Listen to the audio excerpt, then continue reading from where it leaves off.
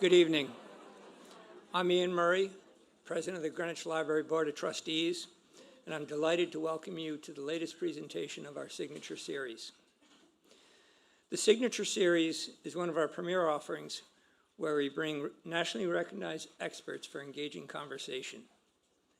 It is made possible through the support of the Board of Trustees and the contribution of generous donors.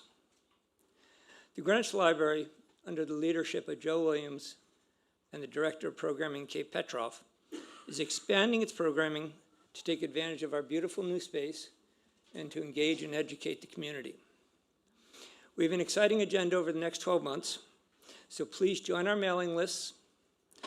Check the website regularly to keep yourself informed as to our offerings. And if you have any friends who may be interested in our programs, please bring them along. A few housekeeping items before we begin.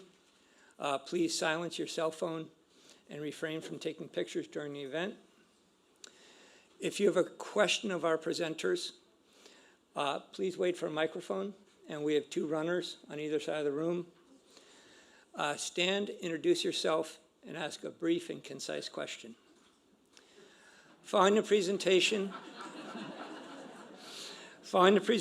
we will have books available for sale and for signing, and we'd like to thank Diane's Books for making those copies available. Tonight, I'm delighted to introduce Melissa Clark and Debra Ponzek. Melissa Clark is food columnist for the New York Times, where she writes the popular column, A Good Appetite. She is also a best-selling cookbook and author of an extraordinary 45 books, including the award-winning Dinner, Changing the Game, which is outside, and her latest, Dinner in One, which is also available outside. Melissa attended Barnard College and earned a Master of Fine Arts from Columbia. She was raised in Brooklyn, where she lives with her husband and daughter. She enjoys anchovies, radishes, chicken feet, and lox, although not necessarily in that order. Our moderator tonight, Debra Ponzek, graduated from the Culinary Institute of America and worked in top restaurants before joining Montrachet, where she rose to be executive chef and earned 3 consecutive 3-star reviews from the New York Times. Debra has been recognized as Rising Chef of the Year by the James Beard Foundation, as one of the 10 new best chefs in America by Food and Wine magazine, and Chef of the Year by the Chefs of America Association. She was also the first American chef to receive the prestigious Moreau Award for culinary excellence. In 1994, Debra left Montrachet to open Aux Délices, a gourmet food shop focused on freshly prepared takeaway food. Over the years, Aux Délices has expanded to 5 shops and has a catering and event planning division. Debra has also published 4 cookbooks. Please join me in welcoming Melissa Clark and Debra Ponzek.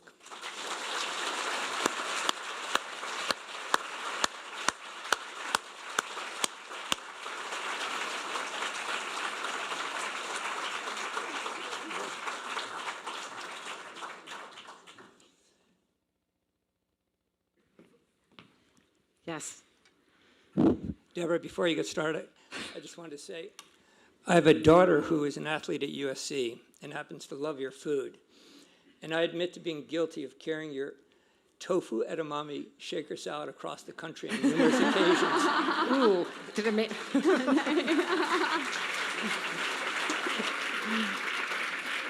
Ooh, I want that recipe. What's in that salad? I wonder how tofu travels across the country, but hopefully she's fine and it made it okay.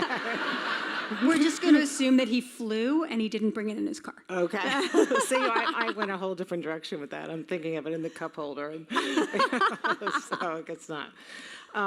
Well, I think, first of all, it's such an honor to speak with you. And I think it would be great, because I would love to hear your background, because I'm sure you've told the story a lot, but it's really interesting. And I know you went to Barnard in Columbia, have an MFA. So I'd love to for you to talk a little bit about how you got started with writing and then transitioned into food writing. Yeah, so we were talking about this, behind the scenes. I was like, well, we have to wait and talk about it in front of everybody. So I always cooked. My parents were foodies, and I mean, like, we sort of started talking about this. Do your kids cook? I mean, growing up with you as a mom, I mean, because I always cooked as a little kid. A couple of them cook, and one does, two of them do. So yeah, a little bit. I mean, they've seen me in the kitchen. They certainly help with, mostly baking and things like that. That was their interest when they were young. So yeah, because sugar. Of course. Yeah. My God. It's an easy one. Yeah. That's my daughters too. But I always cooked. I loved to, my parents were so obsessed with food that their cooking time was their relaxing time, right? And so if I wanted to spend time with my parents in a relaxed way, it was in the kitchen. And so we were just always in the kitchen, and I was always watching what they were doing. And usually what they were doing was making a Julia Child-themed dinner party. They had these. Oh, that's great. Just remember the 1970s, right? So they got the Julia book, and they had these dinner parties with their friends where everybody would cook one course. That's so funny. My parents did the same thing. Right. I feel like everybody's parents did the same thing. And, I was a kid. I was just like watching the mousseline and, the pâtés, the duck à l'orange. And so food was just like, that was a given. That was always part of my family language. And I knew I wanted to be a writer because honestly, I wasn't good at anything else. I was bad. I was not so good at math. I was not a good, visual artist, not so much. But I loved words, and I loved reading. I was like the kid with the book, that kid who would read the book while walking down the street. Oh, you were that kid. Yeah, I was bumping into things. And it just made sense when I realized that I wanted to write, that my language was already food. So putting them together was the great joy. And when I realized, so I knew I wanted to be a writer. Went to Barnard, was like, okay, I'm going to be a writer. I did an MFA at Columbia because I was going to be a writer, and I didn't really, I knew food was going to be in it, but I didn't really know. I was like, maybe I could write historical novels that were about food. Well, I don't know if anybody would. And then there was this moment, and this was in the 90s, when that thing called the internet came around, and people needed content providers to write about food. And this was like the beginning of blogging, and I could write whatever I wanted about what I was cooking, what I was eating, what I was passionate about, and people would pay me to do that. They don't even do that anymore. Now you can write that, but they don't pay you anymore. But this was like the economy back then, was they actually paid you. And so I started writing for websites, and then I started writing for magazines. And it was just I was just at the right time, in the right place, with the right passion, and so that's how the whole thing started. And once I realized that this was a viable career path. I was also coat checking at the time, by the way. I was the opening coat check girl at Gramercy Tavern, where I made more money than I did writing, that's for sure. But it was just this moment where I was like, this is viable. I can do this. And did you cook? Have you cooked at restaurants? Were you ever in the kitchen, or? Yeah, so I cooked in restaurants when I was in high school. I did this, we had this program where you could take a semester and get a job. It was part of City As schools. I went to Stuyvesant in Manhattan. And so I did a semester where I worked in a kitchen at this place called Peter's in Brooklyn Heights, and I was ice cream. I learned how to make ice cream and pastries. Oh, nice. So I did that. And then I got a job at an American place, Larry Ford Jones restaurant. Yeah. Oh my gosh. And so I was like, I want to be in the kitchen. But then I realized at the coat room I could make twice as much money, and I could read, you're smart. and I could sit there and read my book. It's like, So that was the end of me. And I remember really clearly, I remember thinking, do I want to, and I think I wrote this in my college essay. I'm like, do I want to commune with an eggplant, or do I want to talk to an egghead? It's like, Oh my gosh, nice essay topic. Yeah, it got me in. Oh my gosh, and you've been writing. You have the column "The Good Appetite," yep, which is fantastic. I always wonder how you decide the recipes, how you appeal to sort of a diverse audience. Do you choose what recipes you'll do, or do you need to run them by someone, or? Yeah, it's sort of you probably have a similar process when you're deciding what to put at Aux Délices, right? So it's the factors are seasonality, right? Right. So you want it, but you're working ahead because you want to create the new recipe. So you're thinking in January, March is coming. Right. So there's that, but there's seasonality. There is what we need, sort of filling an editorial gap. What do we think what's not in NYT cooking? What's not in in the database, like we need a recipe for, like, hey, we have 1 million asparagus recipes, but we don't have an asparagus frittata. We have like 10 asparagus frittatas. I'm just giving an example. So filling a gap, and then it's always, and I want to know like how it works for you, but it's always that gauging of what are people going to be hungry for? Like, what's in the zeitgeist? Like, how do you do that? That's the whole question of what do people want? What are they looking for? What's going to appeal to them? That's why, I mean, and I think you must get a lot of feedback. I do love reading the readers' comments because it's kind of hysterical that sometimes someone's just like, and they're nice. Oh, I added a half a cup of brown sugar instead of sugar. And you're like, that's sweet. And then other people are like, I substituted the almond flour for flour. I added 2 tablespoons. I omitted the lemon. And you're like, okay.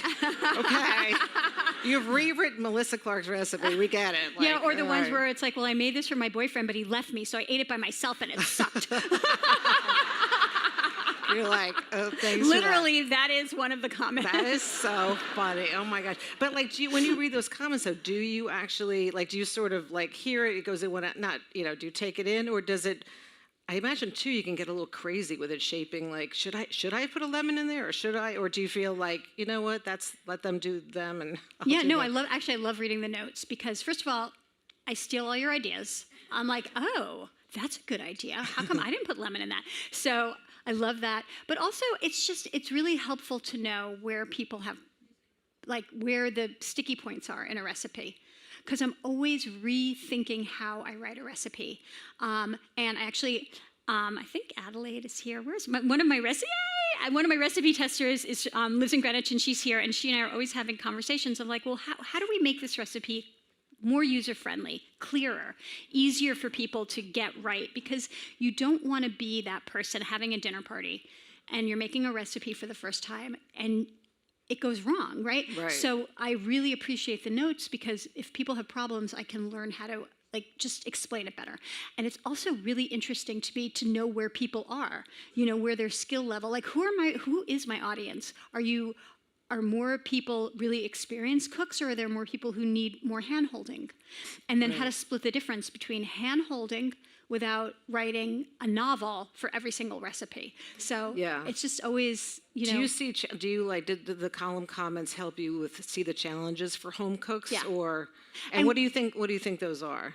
That's interesting because I want to ask you because you've written 4 cookbooks. So it's like, have you gotten the feedback as well of like, do you think? I do, but it's fun. I don't know if you feel this way, but there are times where, depending on what I've written, I've looked back in recipes and gone, I wouldn't make that again, or I wouldn't write that the same way, or that seems fussy now. I agree with you with cooking at home, testing at home, making something that works on your home, when your kitchen counters are like this, not a professional kitchen when you've got 12-foot counters. So I think it needs to be made at home, tried at home, tested at home.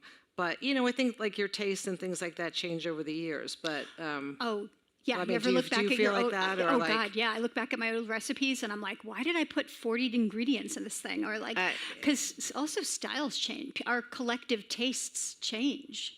Exactly. And do you feel like, are there some recipes that are one that was very well received and one that was very well not received? I try not to remember the ones that weren't not. No, I'm sure there's not one. No, there always are though. There are always things where you're like, ooh, or sorry, making sure this is not bumping. There are always those recipes where they work in my kitchen, but there's some way that they don't translate. And it's like a mystery. Like, why? Is it the ingredients? Am I leaving a step out? But then there are the recipes that everybody loves, like my red lentil soup. My red lentil soup. It's one of the most popular. It's one of my favorite. It's the only recipe I follow. I follow my own recipe because it's so good. I don't want to make, there's nothing I can do to make this better. This is for me, for my taste. And then those recipes are great.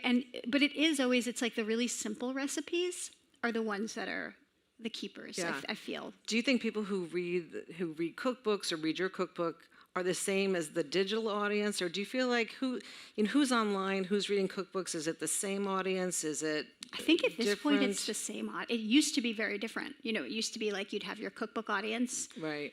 But now I feel like it's all merged. I feel like anyone who loves cookbooks is probably going online and looking at recipes online. And I was thinking about this today. I was thinking, like, my poor, I get so many of my recipes online. Like, my poor cookbooks are kind of neglected. And it's like, I'll buy a new book and I'll be so excited and I'll read it, and then I'll put it away and I won't open it again. And I just like, and it's like, that's sad. I want to be able to, I feel like I need to go commune with my cookbooks again. Yeah. Well, I feel like if I've looked up recipes from one cookbook, chef or whatever, and I like enough of them, that's what inspires me to go out and buy the book, because I really love that collection, or I love the chef, and you've worked with, like, you've done cookbooks. Wait, I have to know, do you follow recipes? I mean, being a chef, like, or do you just like look at them for inspiration and then do your thing? I follow baking recipes because it's baking, and I don't want to mess that up. Yeah. And other recipes, I probably look at the ingredients, and I know enough. I also can scale it. If the recipe is for 6 and I know I'm cooking for 2, I can figure out what to do for that. But I generally, I probably don't follow them exactly, or I don't know. It sort of depends on the recipe. It depends on spices and things like that. If I feel like, I really want to see how it's, going to come out. Especially, honestly, with your recipes, I feel like if I make the recipe, I know it's going to come out perfect. I know I don't need to, like, tweak a million things, because it really, they always do. Your new book is fantastic. Cooking One. Love that, my husband loves when I cook from your book, because I cook and my husband cleans. The Debra Ponzek method, as simple as I cook, is somehow, it's no less than like 6, I don't know what it is. There's just a lot of pans on the stove. Because you're used to working in a professional kitchen. I guess. Yeah, I don't even know have people to clean. But yours, he's like, I'm cleaning a sheet pan, and I'm done. And I'm That's my dream. I know. All right, Melissa. Like, that is the dream. Plus, the best thing about sheet pan cooking is, like, when you're cooking on the stove and you've got all the stuff in the skillet and it's splattering, like, you've got to clean this. Sheet pan cooking you don't clean the oven, like, every once in a while, but not every night. Exactly. I know when we talked about that, I think when we spoke a couple of weeks ago, we were talking about elevating home cooking. We're sort of talking about, like, the care people take when they're cooking at home versus, maybe when they're, eating out. It's a different experience, and what people can do to, like, prep ahead. I'm a big believer in, if you open your fridge and your dinner's about to go on the table and you have fish or chicken, and then you are like, this would be so great if I had something to put on it. But at that moment you're putting on the table, there's usually, like, nothing in your fridge or whatever. Right. So I love personally to, like, have things made ahead, like to take the time to make, whether it's a pesto or chutney, a sauce, a vinaigrette, because then it's so great. Like, it really makes the difference of, like, that's a good dinner versus, like, I have something to, like, stuff this with. It's like, it kind of, it's kind like of great. It's like cooking with the condiments. It's like just having them all there, right? Yeah. So what's your, like, go-to, or what stuff's in your fridge that you would sort of add to simple meals? Well, actually, it's funny because last night I was going out and I wanted to make my husband dinner before I left. I was like, okay, pieces wild salmon from the freezer, defrost that, mayonnaise and sriracha. That was it. Nice. And he loves that so much. I'm like, that is the best recipe ever. Oh, that's And there's nice. like a few little easy. technique-y things, like you have to do the skin up and the flesh down, and you have to put mayonnaise on the skin, and then you have to broil it so the skin gets crunchy. That sounds really good. It's really good, and it's like really 3 good. ingredients. That And sounds really good. So those are big. Mustard is. Do you love mustard? I love mustard. I love mustard. Anchovies. Yeah, well, let's talk about because I think a lot of people don't realize how versatile anchovy, because they just think fish, so they just think, it's going to be a certain salty taste. But tell us about all the ways you use anchovies, because it really elevates and adds a different flavor component to different foods. But I think people don't think, like, that wouldn't be the ingredient that you would go to reach for. And yeah, I know. I mean, that's anchovy. Like, it doesn't taste fishy. You just melt it in. I mean, I think you have to really chop it up finely, or if you're doing an oil or butter, you have to let it dissolve. And it takes like 2 minutes, but just let it dissolve and stir it in. And then it's just umami flavor. It's just like richness. Make sure to use the the brown anchovies, either in oil or packed in salt, not the cured ones. You know, the boquerones, the white anchovies, those do not do that. Those are fishy. So in fact, someone said, I made your Caesar salad and it was so fishy and it was so bad. And I was like, wait a second, what, why? And then we dug down and it turns out they'd used boquerones. The fishy anchovies. I'm like, okay, don't do that. But yeah, they really just dissolve. And so salad dressings are huge for me. I love to put chopped anchovy in a simple salad dressing, not even a Caesar dressing, just lemon, anchovy, garlic, olive oil. Olive oil, yeah. And it's just like, on radicchio, the bitterness of the radicchio and that umami flavor of the anchovy is heaven. You don't need the cheese and you don't need the egg. You just keep it really simple.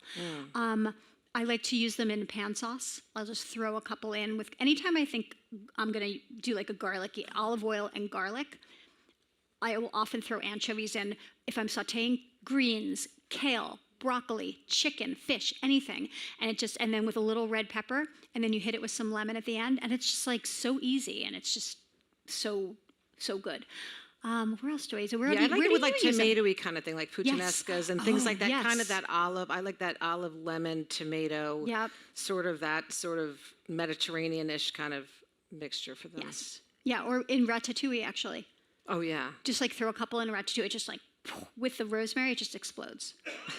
What do you think challenges, like what do you think, as I said, you read with your column, you read the comments. What do you think are obstacles that that every home cook sort of faces based on, you get a lot of feedback. Yeah. So what do you think that people are looking for as far as like the... Yeah, I think time, and I think people don't want to chop too much because it takes time, right? So I think time is the biggest constraint. So how do you get the best tasting thing without spending too much time chopping, really the prep work. So it's like how to keep the prep work at a minimum, and cleanup is huge. So how to use as few pans, pots, bowls, all of those things. And then also just, the fewer ingredients you have, the more flavor you can pull out of those ingredients. It's going to save you time, and it's going to save you chopping, and it's going to save you effort. So all of those things. I'm working on this cookbook right now, which I will tell you all about. I'm working on this cookbook, and with Adelaide, we're doing it together. And I'm trying to make it a really big teaching book so that whatever recipe you want, you'll find it in there, and you'll find like a blueprint for how to make this recipe, but you'll also be able to take the recipe and make it your own, right?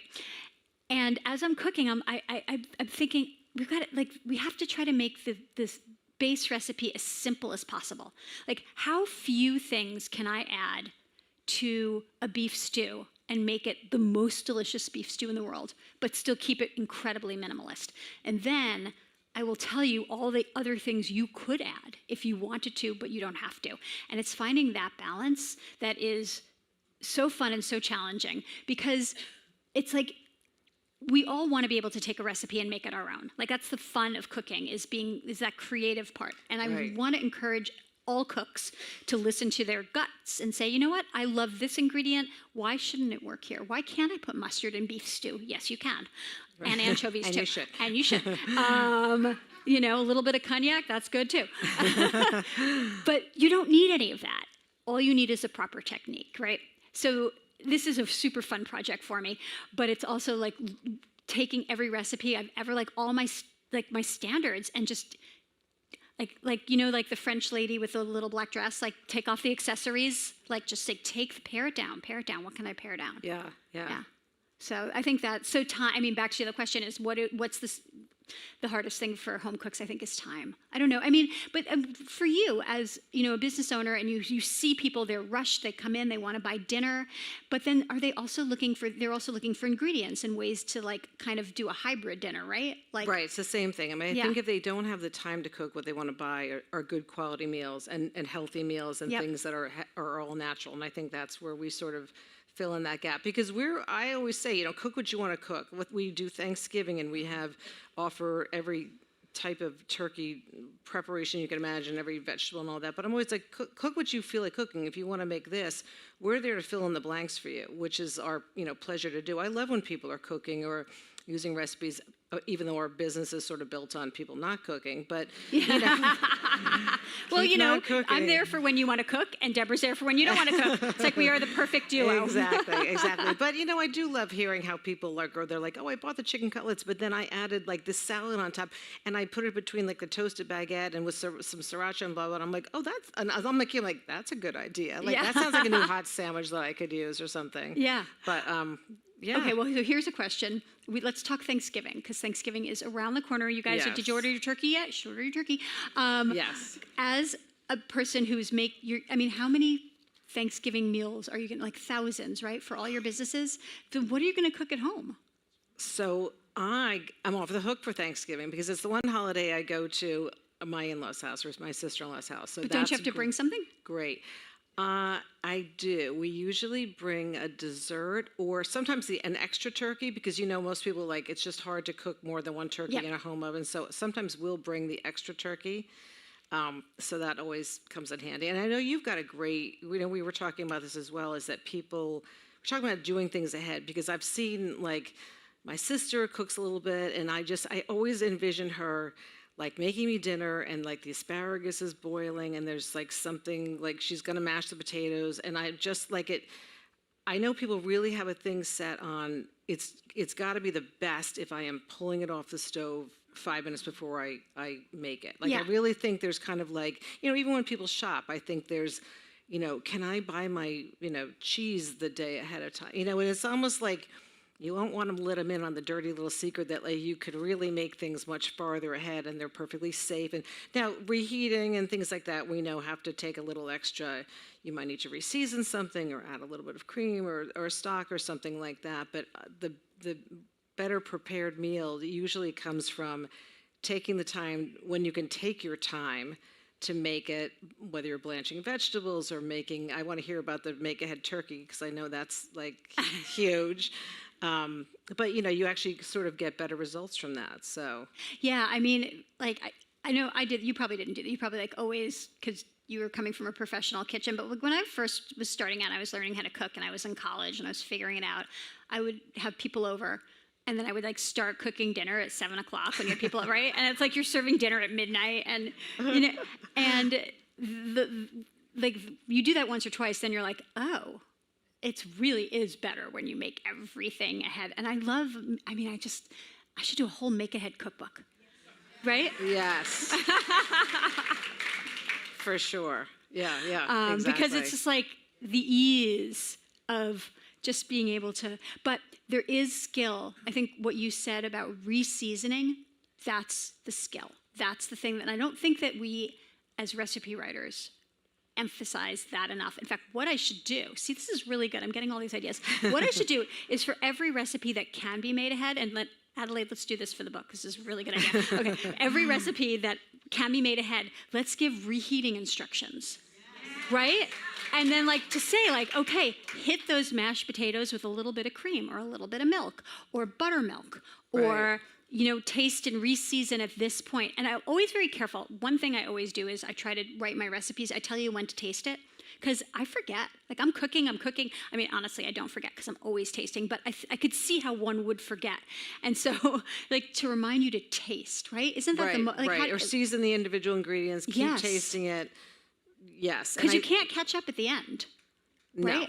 No. You need to collectively, I think, be doing each ingredient and then when it's combined at the end. And I do think, yes, the reheating is important because even whether it's, some things, okay, we can get away with a microwave or this and that, but other things are no. If it's anything that's got a crust on it or this and that, or even covered and uncovered in the oven, which sounds really silly, but it makes a huge difference. It makes a huge difference. So a lot of times you can have this perfect meal and then not anybody's fault. It's just if you're not given the right directions of how to reheat it. Yeah. And I love too in your book too that you do give a lot of substitutes, whether you have a lamb dish in there and ground lamb, but it's or use turkey or use beef, which is great because usually you've got one or the other on hand. Yep. I love substitutes. I love and I'm like you too. I agree with making it your way. again, like it's whether you get so in tune to following a recipe of going like, if you don't like cilantro, like, yeah, the recipe might be great with cilantro in it, whatever it is, but if you don't like it, why would you make it with that? Or like to have some substitutes or just things that you can add in, like you said, like sort of if you want the beef stew to be basic, but like if you want to go all out and it's chanterelle season and you want to Exactly. go crazy, here's something you can do to lift it up to the next level, Yeah. So all that's going to go in one book. And it's not going to be this big. It's going to be. So what's your process? Because you just run the numbers that you, for the Times, for your column, for your books, and you're at home. I know you write and you cook. So like at home, like what is that process of, like how many recipes do you do in a year or in a week or, Right. Well, so, things have changed a little bit because it used to be that I had a minimum between 4 and 8 recipes a month for the New York Times for my column. But that's changed a little bit because now I'm one of the interim food critics. So I'm doing fewer recipes. I'm going out to eat more, which is good and bad, which we could talk about, which we're going to talk about that. But I'm writing this cookbook, so there's a lot of recipes. So I'd probably say I do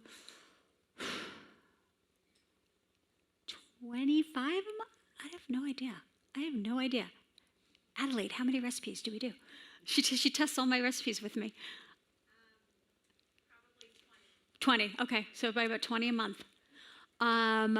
Yeah, and Wow. And the process is, so there are 2 processes. So my column is slightly different for the book. So for the cookbook, I have a TOC, table of contents, and I methodically go down and like Adelaide and I meet, and we're like, okay, here's how we're gonna plan the day, and these are the recipes we're gonna test, and it's like very methodical. And Adelaide is cooking, and I'm tasting and bossing basically. And we're like, all right, and we're cooking together, and so that's like it's like a very like we'll change one thing at a time, because when you're creating a new recipe, you have to really be super careful because you don't want to do it too many times. You want to just one thing at a time, one small change.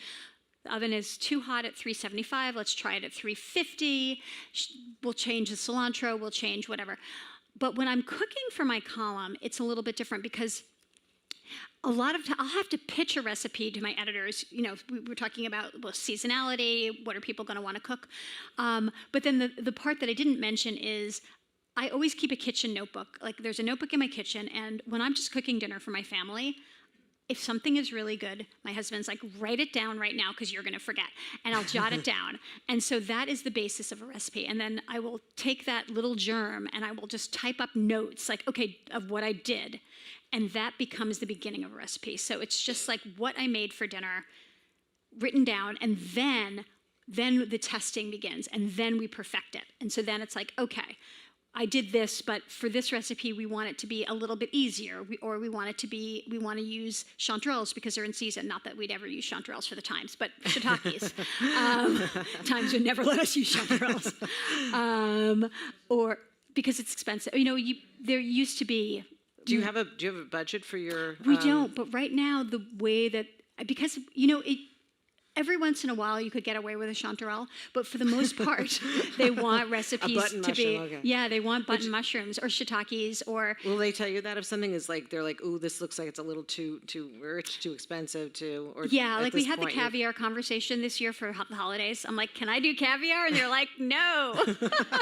Like, what about like just salmon roe, trout roe, something inexpensive? We're like, they're thinking about it. So I really want to do like a new caviar pie kind of thing, with the sour cream. And I have an idea for a new version, but I don't know. It may not happen. You have to go with, you have to work with any job. You have to negotiate. Oh my gosh. So do you go one recipe, like do you keep testing that one till it's done? Or do you ever I find sometimes I need to let alone then go back to what I've written, because I don't know, sometimes too much time spent on it. It's not, I need fresh eyes sometimes. Yes, so we'll do that. So we'll, in fact, we're working on this recipe right now. I have this vision in my head. I'm like, let's take, those nests of dried, pappardelle or dried pasta nests. I was like, what if we did a lasagna-like thing where we took tomato sauce and put it in the bottom of the 9x13, and then we put the pasta nests, and then we put ricotta, seasoned ricotta, and then we baked that, and it was all perfectly cooked, and then you put egg on top, so it's like a little egg in a nest with pasta and ricotta. Delicious. Yeah, well, it's not working yet. So, so we've made that. I think we only made it twice, so we were, Adelaide and I were like, you know what? Let's just put this on the back burner for now. And then, so we're going to just think about it. But then I had the idea, I'm like, well, what if we started with fresh pasta instead of dried pasta? But then you have to form the nests, and that would be annoying. Anyway, we're just thinking about it. like You may see this recipe, you may never see this recipe. Like the Don Angie lasagna, they do that little like nest of yumminess. That cute little net, right? Delicious. But I want to do an easy version. I don't want people to. I know that. Like I was gonna make that after 8, and I was like, oof, no. Yeah. Like I could, but I guess maybe, but it just seems like a lot. Well, because then you have to boil the noodles, cool the noodles down, right, and then do the wrapping of each. Yeah. I mean, in muffin cups, maybe. You put them in muffin tins, like. Yeah. I don't know. So the interim critic at the New York Times. I mean, that's pretty awesome. Yeah, it's That's good and a bad. Great job. So yeah, I was just gonna. So how did that come about? First of all, It came about. So Pete Wells, who is our long-standing critic, who's a wonderful, wonderful writer, you guys probably read the article that he wrote where he was like, I'm not healthy. I'm eating out too much. I'm drinking too much. All my numbers are bad. And he really needed to take a break. And since he's, by the way, left the job, he looks fantastic. He's exercising. He dropped weight. He's like so healthy. I'm like, okay, this is my future then. No. But I'm only doing it for a few months. So they needed to find an interim critic.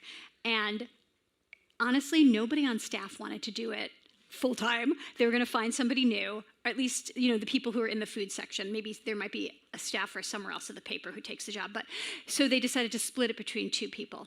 And so they asked me and my colleague Priya Krishna, who's wonderful, and we each do once a month. We each do a review. So there are 2 reviews that come out per month, and it's really interesting because, so first of all, I have to play catch up because I've been cooking at home so much, and then during the pandemic, nobody went out, and I never caught up with what was going on in the restaurant scene in New York.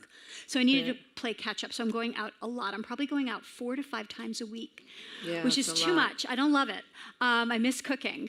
So, and now I'm only doing my column half as much as I used to do my column because I'm doing this. So it's like I said, I really hope they find somebody, and it's interesting. So, but the good part is I'm eating at these restaurants. That is amazing.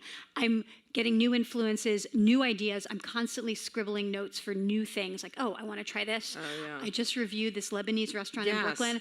Oh my God. And I want to make, Sawa. And I want to make like everything she made, I want to make. So that's the good part. So it's both. And it'll probably go on until the spring. And then I'll be back to my regular column, and we'll have a new critic in, and all will be well. So. How do you think the restaurants, I know you don't know the answer, but how do you think they perceive having, 2 different critics, or who they might get to review the restaurant? Is that, I guess if it's a good review, they're happy, but Yeah. Oh, right. So we were talking about this back. So, okay, the philosophy of the review of the way, and Pete set this up, and Priya and I are following along with it because it makes sense.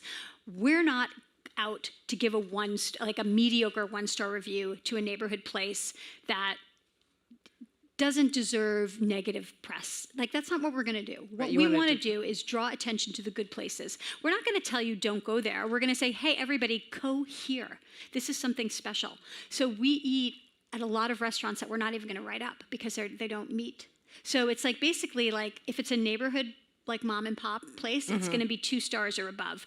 However, if there is a big fancy opening that is not good, that people would gravitate toward, and it's bad, we're going to tell you that too. So it's really like in service of the reader. Like what do you want to read? You want to know where to go, or you want to know where not to go. But we're not going to beat up on a little place. So we're not going to give, just like the 1-star review. Right. And who chooses the restaurants do you get to choose, or do your editors? It's a conversation. So, it basically, we want to review the new places, but if there are places that didn't get reviewed, that maybe people miss that are special, we want to do those places too. Do you gravitate more towards, like you did a Lebanese restaurant or things like that, or more of like a fusion type places that are, more to everybody? So do you have what do you gravitate towards, or what do you feel like the readers Like, do you feel like, oh, wow, I'm doing this Lebanese restaurant? Like, will a lot of people, go to Brooklyn and try this? Do you sort of have to take all that into account when you're... Yeah, I mean, you're really trying to, well, I mean, I'm looking, for me personally, I'm looking for something special. Like, I'm looking for the restaurant that I want to go to, or, so I think it's very personal, for these No, choices. you're lucky. I mean, that's kind of great. Yeah, and so for Priya also, like she's looking for for the places she wants to go, or when she did the Carbone, the places that she really doesn't want to go. And I think we both feel the same way. So it is personal. And there are a few places we've tussled over, but we've amicably divided up the list. Do you have favorite? Everybody must ask you what your favorite restaurants are, the city or well, Brooklyn. now I'm not allowed to say. Oh my! I know. I know. Well, what about, because people ask me that too, and I'm always like, oh, I don't know, because now that I live out here, I think when you live in the city, it's easy to pop at a restaurant. It's the great thing about living in the city is that, if you're walking by Via Carrata and there's no line, yes. because if you go to try to get a reservation, I love Via Carrata, it's like hilarious. It's never going to happen. But like, what's great about living in the city is that you're like, oh, I'm walking by, like it looks like we could pop in here, which is the beauty of that. So sometimes I'll always think like, well, I can name dishes I like at restaurants, and sometimes over like a favorite restaurant. So do you have a few like kind of dishes that just stand out from restaurants? I mean, definitely Via Carota has this chicken liver, like it's like a chicken liver crostini, sauteed chicken liver, which I love. So that's one of my favorites. Roman's in Brooklyn has a chickpea. No, it's not chickpea. It's a fava bean. It's like a pugliese fava bean puree with greens that is so delicious. And they have, with this good crusty sourdough and olive oil, oh my God, I could just like eat that for dinner. It's the best. See, I mean, a lot of Brooklyn places, because I live in Brooklyn and I like to eat nearby. But in Manhattan, I mean, I go, I like to go to, when I'm going to restaurants, I love to go to places where I'm not comfortable cooking. Like I can't easily necessarily cook the cuisine. Like I'm not making sushi at home. Like I just don't. So I want to go for an omakase. Like I really want to experience that. And there are a lot of really great omakase places opening. Or I want to go for dim sum because I'm not making I'm not going to make dumplings, like all the different kinds. So that, I'll do that. Although you've got a well-stocked, I've seen videos of your kitchen, your salt collection and your chili collection, and you're pretty well-stocked. What about? I'm a little bit of a hoarder. But it's kind of in an awesome way, actually, if you've ever seen like the videos. Like, what about, I was reading something recently, maybe it was in Wirecutter, talking about like cookware that you have forever, things like that, versus like buying things where like, now sometimes people have turnover on like what they buy, a quick saute pan or this and that, but do you have like, are you a cast iron cooker? Love cast iron. I have my cast iron. I mean, I have so many pans, but okay, here's one thing. This is a new thing for me. Oh, this is our last. Kathy's telling us that we have to open it up to you guys, but I'm just going to tell you about induction because this is really important. My new thing. Do you cook with induction or do you use all gas? Both. I fell in love with induction. It's kind of cool. It's so great. So I've had to buy new pans because a lot of my copper pans don't work on induction, which is a drag because I have beautiful copper pans. But I have this big fancy induction burner that I bought for an article that I was working on about induction cooking. And it's an expensive one. Like the cheap induction ones are like not as good, but this one, it's a Breville and it's a professional one. And it is amazing. And the reason I love it is because it's like I don't overboil my oatmeal anymore because like I set it and it keeps it the right temperature. Perfect temperature. And then clean up, you just like instead of the big heavy, steel, like the cast iron grates on your stove that every time you splatter, you have to you just wipe it up with a sponge. It takes 2 seconds to clean at the end of the night. I love it. And I find the heat is even, it's consistent, and it gets super hot. I mean, the good ones get super hot. Wait, what's the brand that you got again? It's Breville. Oh, the Breville one. Yeah. Okay. Do you know that one? Yeah. Those are great. Yeah, those are great. Yeah. Great. So. All right, well, I think it's time for us to open up to audience questions for Melissa.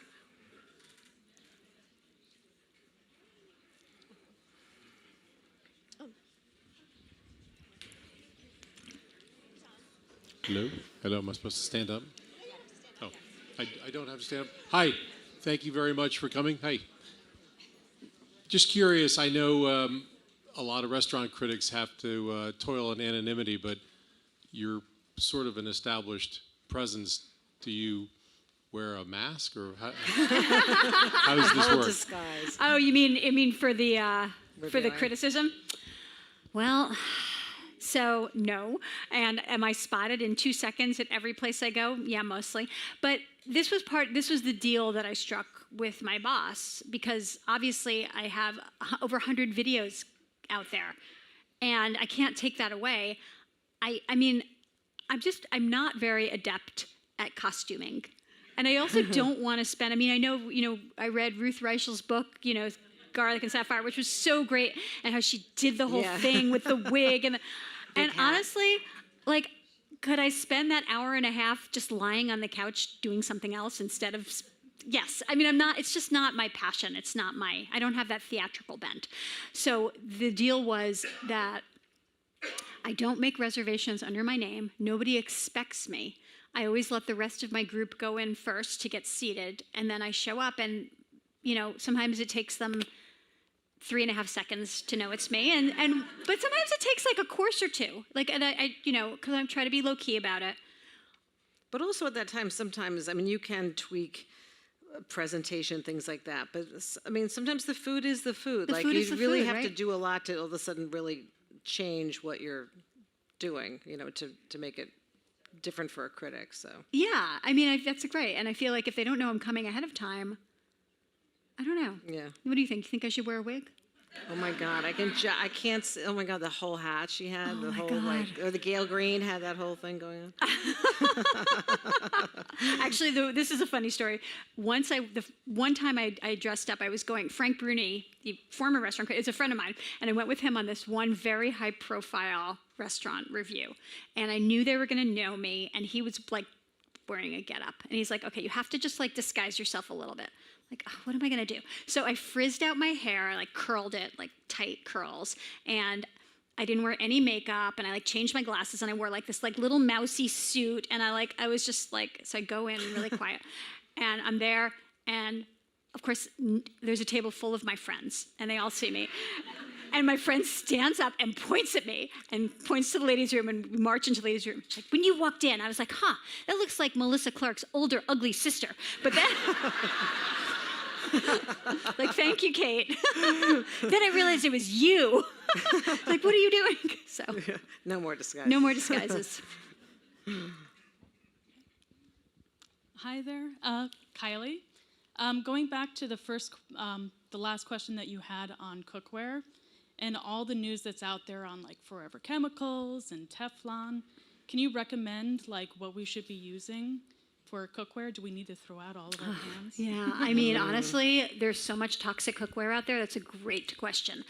I mean, I don't know. I mean, I feel like nonstick is a real problem because they say it's non-toxic, but I feel like a lot of it is actually way worse for us than we are allowed to know. I will use nonstick occasionally, but I really try to use well-seasoned cast iron whenever I can. I also use a ton of oil when I cook. I mean, I'm just going to say it. I use a lot of oil, and things don't stick when you use a lot of oil. I don't know if that was the answer you wanted to hear. What do you think? I don't know. What do you think, Deborah? We're big cast iron. I do use some nonstick at a low temperature. I think that's the Low other thing temperature, too. yes. Is like you can't crank it to high and like have that. Like a Teflon pan cannot warm up like a cast iron pan. Yeah. For sure, unless you want to really like release like the worst of the worst. So if I'm doing something very low and slow on a nonstick, but cast iron is amazing for everything. Eggs. I mean, honestly, everything. It works. So, big cast iron fan. Any other questions for Melissa?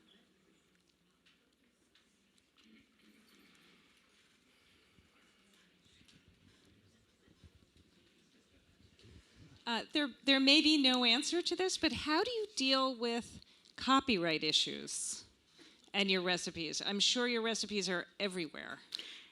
You know, I don't sweat it. I really don't worry about it.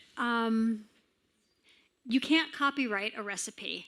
You can copyright the wording of the technique. So someone would have to they'd have to like rewrite exactly what I said.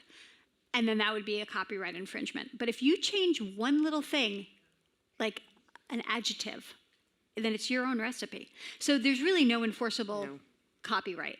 And I really don't care because why don't I care? I write so many recipes. If someone wants to use them and make it their own and change something, and, I don't know. I guess I don't know why I don't worry about it, but I just don't worry about it.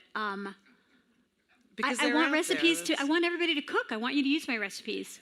And if you're going to call it your recipe, also, I guess I don't feel that attached to them in a way. I don't feel like they're my recipes. I just feel like this is food I cook.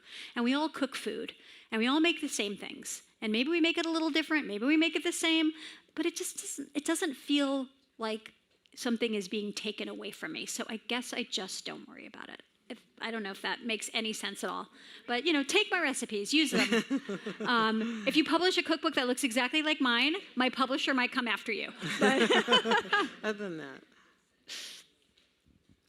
Hi, I'm Steve from Versailles Farm. 2 questions. What do you think about sugar, incorporating sugar into your recipes? And then what about raw ingredients, eating food in its natural state? yeah, we both know you need a little, baking recipes need sugar. Sugar is a problem. Sugar is a huge problem. Too much sugar is a huge problem. It's a huge problem for our health. I really, especially when it's highly processed, because the more you process it, the more sugar you can eat. I believe in making desserts taste as delicious as possible. And I like sugar to do that, so I have a huge sweet tooth, but I try not to indulge in it. I try to keep it like, okay, this is my treat, my little treat, small portions, but as delicious as possible, because if I'm going to eat it, it has to be good. But then there's using sugar in savory foods, and we use it for color, right, for caramelization, like a little bit of sugar, a little bit of flavor. I try to, when I can, for a savory recipe, I will try to use honey, which is not, it's the same blood sugar-wise, but it's, I think, better. I will try to use, like, something, unprocessed if I can, like a drop of sugar to balance acidity in a dressing, right? I'll use a drop of honey or a little bit of maple syrup. And as far as raw ingredients, ingredients are everything. Everything. They're everything. And using them as, trying to find, I'm going to tell this very quick story. So I used to write cookbooks with Paula Deen a long time ago at the beginning of my career. And yes, this is true. I wasn't working at the Times, and she needed a ghostwriter, and I wrote her cookbooks. But you know what I did when she wasn't looking? Because she was not so big on, reading the stuff that I wrote. A lot of her recipes call for processed foods, like cans of this or packages of that. And I just quietly took out the cans and the packages and just replaced them with real ingredients. Not for the signature things, like the dishes that she'd be known for that people would call, but just like she would just use canned soup instead of making a roux all the time. I'm like, I'm going to reverse engineer this. And so I just did. No one noticed. And maybe, just maybe, there are people in the world who are now using less processed food. I don't know. I'm so, whenever, I never try, I really believe in it. I even have a hard time, honestly, with certain, certain processed foods. I really try to use the whole thing if I can. But then there's also traditional recipes where processed foods are part of the tradition, and you want to honor those. So it's always there's always a debate about that, but it's something I think about a lot. Hello. I have a question about, I was watching one of your videos, and you were showing people around your home kitchen, and you were saying, this is where I developed all the recipes for my 45 cookbooks. And I thought, wow, what happens to all the food? Are you the most popular person on your block? You have just a stack of Go containers you hand out? Because I want to come by. Yeah. You should come by. No, we have a whole thing. We have a thing. We have a system. We have friends. We have, it's a really complicated system of getting the food out, but we make sure nothing gets wasted. Right now, actually, we're testing in my neighbor's kitchen for a lot of reasons. She has a big, beautiful kitchen. She lives directly around the corner. So we feed her. We feed my family. We feed Adelaide's family. We feed my neighbor's dog, Walker, and his, right? We feed our cleaning ladies. We feed our neighbor. I mean, we feed nothing gets wasted. Nothing. And if you want to come by, we'll feed you too. I have got 2 teenagers who don't agree on anything, whether it's one hates broccoli, one loves cauliflower, one hates Brussels sprouts. We have your kids' cookbook, and I make one of them, make a recipe once a week. But what's your advice for dealing in a home where you've got to feed a family, but you've got kind of picky or very disparate eaters? Okay, I have advice that is kind of controversial, and it's about processed food, so I'm embarrassed to admit it, but I'm going to admit it. I'm going to tell you all the truth. So when Dahlia, my daughter, who's now 16, when she was growing up and she didn't want to eat something, I wasn't going to make her own dinner. But I mean, what I would do is she always ate a cucumber. I knew she loved cucumbers, so we always had cucumbers. I would cut up a cucumber, and I would take a hot dog out of the freezer, directly frozen, put it on a plate, put it in the microwave, still frozen, for 2 minutes. It kind of expanded and then shriveled up. Cut it up with some ketchup, and if she didn't want to eat dinner, she got a cucumber, and she got a hot dog. Very embarrassed to it. However, mostly she ate what we but she wasn't sad. She was very happy with that. I did buy the most natural kind of hot dogs I could get. No nitrates, as much as organic for sure, but it was still a hot dog taken from the freezer and put in the microwave. Which is basically to say, you know what? How old are your kids? 13 and 15. They can be cooking for themselves at this point. Let them get their own food. Now, if Dahlia doesn't want to eat what she will make herself a bowl of cereal. She'll make oatmeal and put raisins in it and eat that for dinner. And that's all, yeah. You have many more things to worry about.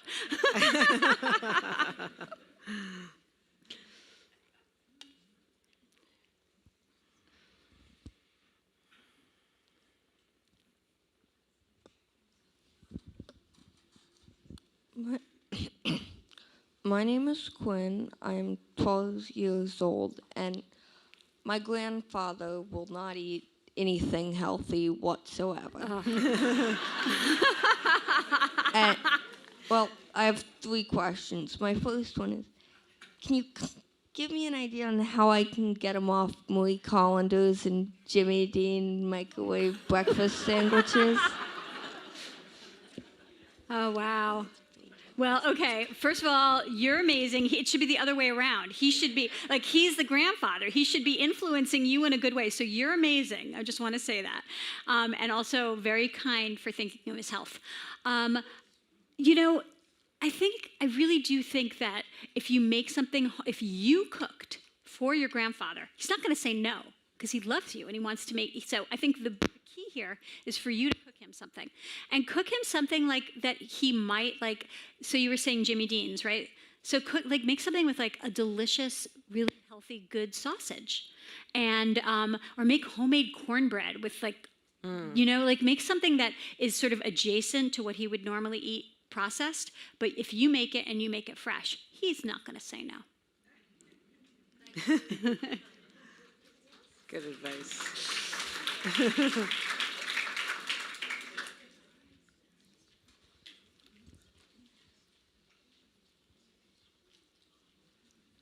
Hi, just a brief question about when you take an entourage to a restaurant, are you discussing the food at that time, or do you then have a post-meeting or Zoom or something?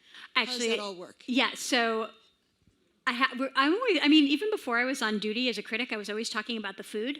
I can't eat a meal and not talk about the food. So I just do. I just talk about the food. And is everybody listening? I'm like, oh my God, that sauce is terrible. But yes, do they hear? Yeah. But I try to do it when the servers aren't right. But yeah, I'm always talking. I can't help it. But as far as the big thoughts, I will convene later.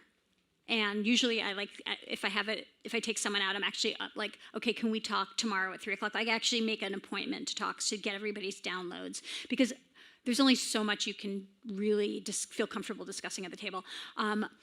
A few weeks ago, I went out to dinner with a friend of mine who's a chef, and I really wanted his take on this place. And so I'm like, you need to sit 45 minutes on the phone with you. And so I booked time with him and to make sure I really get it. So, but yeah. We have time for just one more question, so right here in the front. Here you go. No pressure. You had mentioned you were going to talk about do-ahead turkeys. Oh, yeah, we should talk about your do-ahead okay. turkey. So make ahead turkey. So seriously, like doing a turkey at the last minute, like if you're a seasoned cook, yes, you know how to do that. But it's really hard, especially if you have to you're driving your turkey somewhere else, right? So you want to make it ahead. Across country. And so this is a really important thing. Don't try, you're going to tell me I'm wrong about this. You might not. I don't know, actually. What do you think of this idea? Tell me. Parts. Turkey parts. It's so much, you cannot successfully reheat a whole turkey without the breast getting dry. It's really hard. So if you cook the turkey in parts, you're already making your life easier. You can do it on a sheet pan or 2 sheet pans, and you can time it so the dark meat is in the oven longer, the white meat is in the oven a little bit less, and then when you reheat it, you don't have to worry about overcooking it because you can pull them separately. So my big thing is do it in parts. It's just so much easier. Do it ahead, whether you're bringing a turkey somewhere or you're just making it ahead. If you cook your turkey in parts, you are 100% ahead of the game. Another thing you can do, which I've done also, is you cook the dark meat ahead, because dark meat you can reheat. Like dark meat's forgiving. If you over reheat your dark meat, it's still good. And then just cook your breasts at the last minute, right? And they're much smaller, they're much easier to cook at the last minute. And so if you want to do that and have that fresh, since those are harder to reheat, you can do the 2 breasts, like, you get a whole breast. You do it on it's like a quarter sheet pan even, or half sheet pan, and it's much easier. And you can do that. You can even do that probably in a big toaster oven. So then what if people really want to carve do you bring like a fake, like, show turkey? Yeah. And then I pull out my have fake turkey. Like here, put it on the table, and then you bring it back, and then you bring out your sheet pan turkey and just like carve that up. Oh my God. The bait and switch is like. That's what I'm going to do. I'm going to have the fake turkey. I like the idea. But how many times you said, I think you tested the recipe though, like how many times did you have to test your do-ahead turkey? It's A lot. A lot. I don't remember. Do you remember? How many times? We did that a lot. Yeah, it took a while. We had a lot of turkey. Oh my God, we ate so much turkey. Oh my gosh. Well, is that it? I think that's the last question. Oh my gosh, you guys are so great. Thank you. Thank you. You're so great. You're amazing. You're the best. You're amazing. Thank you. This is so great.